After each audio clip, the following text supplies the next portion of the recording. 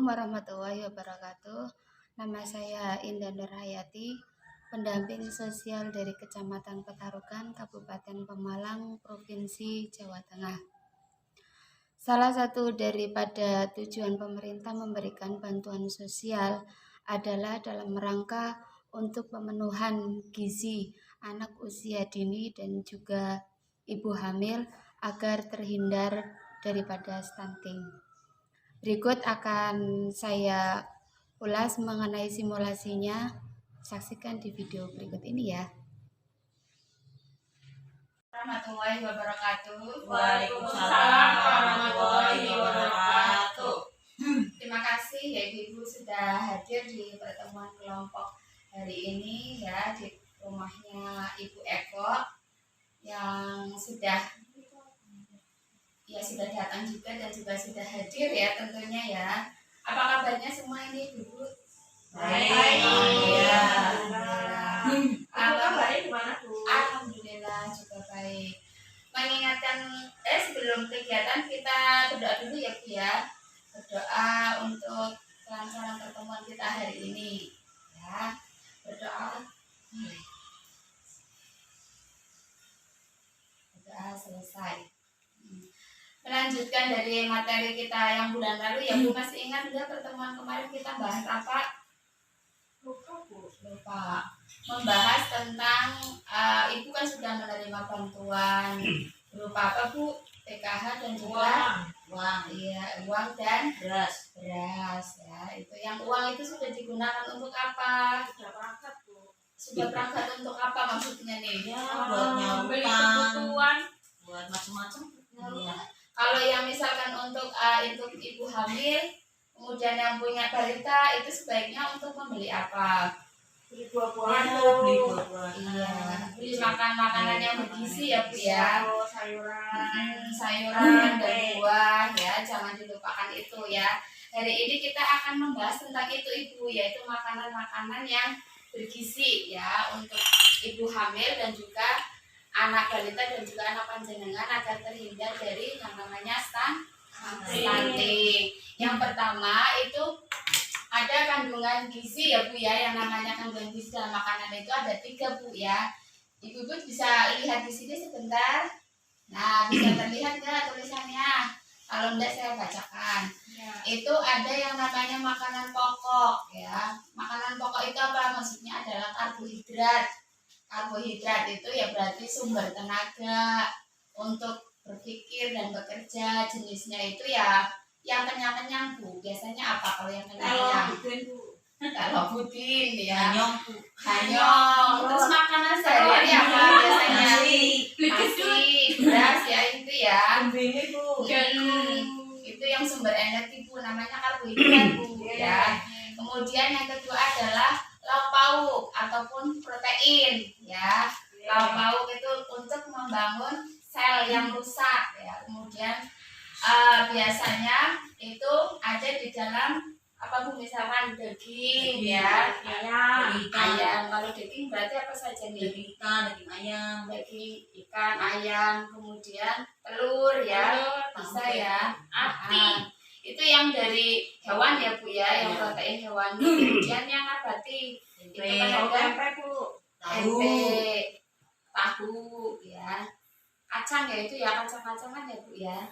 Dan yang terakhir itu adalah yang kelompok sayur mayur dan buah-buahan ya. Ini adalah vitamin dan mineral ya, membantu yang namanya proses kerja tubuh dan mencegah berbagai penyakit. Sayur dan buah Bu, sayur panjenengan yang ada di lingkungan kita wis banyak sayuran apa saja contohnya? Ada kangkung, ada bayam, kemudian lengguk ya. Lengguk itu berarti pohon apa ya? Ubi jalar. Kemudian kalau buah-buahan nggak usah jauh-jauh, yang ada di sekitar kita aja. Pisang, pepaya. Terus apa lagi? Iya.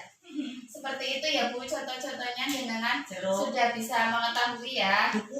Nah, sekarang saya ingin membagi menjadi 3 kelompok ya. 3 kelompok itu adalah 1 kelompok makanan pokok ya. Tadi yang kenyang-kenyang itu, yang di sekitar ibu itu apa aja ya. Kemudian yang lauk pauk tadi yang protein, yang di sekitar panjenengan jangan jauh-jauh ya. Kemudian sayur dan buah ya, yang bisa ditemui panjenengan, yang ada di sekitar panjenengan, yang bisa dikonsumsi untuk harian panjenengan dan juga keluarga ya. 5 menit ya Bu? Sudah Bu? Sudah ya. Ini kelompok makanan pokok ya. Saya akan taruh di piring ya Bu. Ini adalah piring saji, piring sehat ya, piring saji. Ada yang namanya makanan pokok ya, karbohidrat ya, kemudian lauk pauk itu proteinnya, kemudian sayur mayur. Ini udah menyebutkan nih makanan pokok, ada beras, ada jagung, ubi, singkong, kentang ya, benar ya Bu ya. Kemudian sayur mayur dan buah-buahannya itu udah ada kangkung, kemudian kol, buahnya ada pepaya yang ada di sekitar ya, betul. Kemudian lauk pauk panjenengan yang bisa ada di sekitar nih, sudah ada ayam, ada ikan, tahu, tempe, dan telur. Wah, pintar-pintar semua KPM saya ini ternyata. Tepuk hebat untuk ibu-ibu semuanya. Tepuk hebat. Hebat, hebat. Hebat, hebat. Hebat. Nah, bisa dipahami ibu-ibu? Nah, Kemudian ada yang pengen saya sampaikan, ketika jenengan sudah mengetahui ini semua ya, makanan yang bergizi itu harus ada yang namanya karbohidrat, protein, dan mineral. Juga ada yang namanya 10 menu gizi seimbang yang juga jenengan harus ketahui ya. Itu apa saja? Nomor 1, jenengan itu harus bersyukur. Bersyukur apa Bu? Atas apa karunia aneka ragam makanan yang ada di sekitar kita, itu sudah disediakan oleh Tuhan Yang Maha Esa ya para Bu. Ya. Jangan makan itu kan bukan kita, adanya pohon, adanya tanaman bisa tumbuh kan bukan panjenengan ya apa enggak? yeah. Kemudian jenengan jangan lupa, yang kedua jangan lupa yang namanya konsumsi buah dan sayur tadi ya Bu ya. Jangan lupa konsumsi karbohidrat, kemudian protein dan mineral ya. Kemudian juga harus membiasakan tidak mengkonsumsi yang namanya makanan yang manis, yang asin, kemudian yang berlemak. Iya, itu pemicu kolesterol ya, bisa menjadikan jenengan sakit. Kemudian jenengan juga harus membiasakan yang namanya sarapan pagi Bu ya, pada anak dan juga panjenengan. Biasa sarapan enggak? Biasa Sarapan pagi nggak boleh ketinggalan nih. Kemudian nasi megono Bu. oh nasi megono ya boleh, pokoknya dijagalah yang namanya sarapan ya, itu nggak boleh ketinggalan. Kemudian minum air yang cukup ya, itu juga jenengan nggak boleh ketinggalan. Jangan senang wedang terus ya, atau teh terus jangan, tapi air putih jangan dilupakan ya. Kemudian jenengan juga yang namanya hariannya itu harus aktivitas apa Bu? Maksudnya jalan kaki, jalan sehat kayak gitu juga jangan lupa, olahraga ya bari ya Bu ya.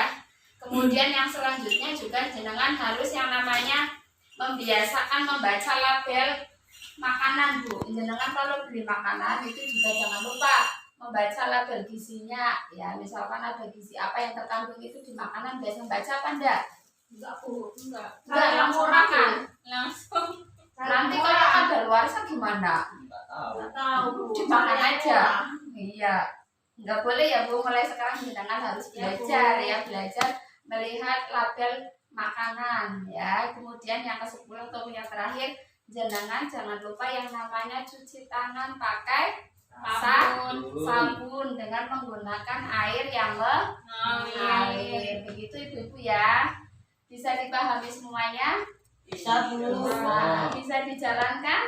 Insya Insya Allah. Allah ya. Kalau sudah nggak ada yang ditanyakan, sudah paham semuanya, pertemuan saya tutup. Terima kasih atas kehadiran Ibu semuanya. Saya akhiri. Assalamualaikum warahmatullahi wabarakatuh. Waalaikumsalam warahmatullahi wabarakatuh. Demikianlah simulasi mengenai pemanfaatan bantuan sosial guna pemenuhan gizi pada anak usia dini dan juga ibu hamil agar terhindar dari stunting. Semoga bermanfaat ya. Terima kasih. Assalamualaikum warahmatullahi wabarakatuh.